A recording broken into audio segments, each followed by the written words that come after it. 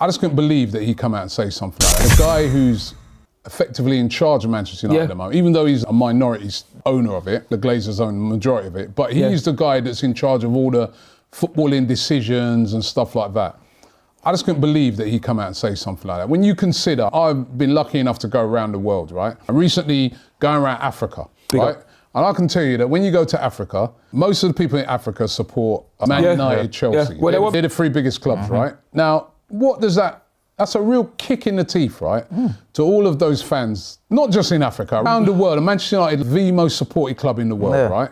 What a kick in the teeth to those fans, for you to come out with such ridiculous, insensitive comments like that, talking about colonisation and stuff like that. I don't think he knows what it means. So how can you look your fans in the eye? But even his own players. Even his own players. Your own players, even fans in this country. Fans in, let's just say Manchester. Such a diverse city. My brother lives in Manchester. Such a diverse city. And you're going to come out with stuff like that. Listen, you can have your political views on that, but you keep them at home, you've got a responsibility as the owner of a club. And what's the chance? I'd like to ask this question, right?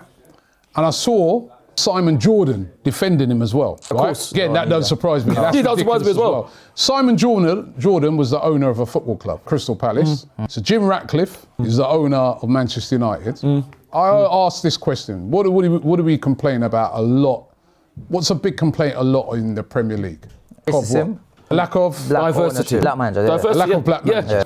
What are the chances of a black manager, or Asian, or Chinese, or Asian, or Chinese, or anything, getting an interview at either Manchester United or Crystal Palace when Simon Jordan was there? Very good question. You hear the comments that they come out with. This is what I'm saying. What chance, is there any surprise that there are a lack of these managers at these clubs when you see, because those are the decision makers. The decision makers at a club is not the manager. The manager makes some decisions on the pitch. It's the owners. But the decisions are made by the owner, especially at Man United. You can see even their fans, how unhappy their fans have been. Forest is, it's the owner. No, but you look at Man United, how unhappy their fans have been over the years with some of the very controversial decisions their owners have made. The decisions regarding football at Manchester United are made by Jim Ratcliffe, right? So what chance of any sort of black, Asian, Chinese, like you said, anybody from any ethnic minority, no matter how talented you are, getting an interview with him for a managerial job? You could have won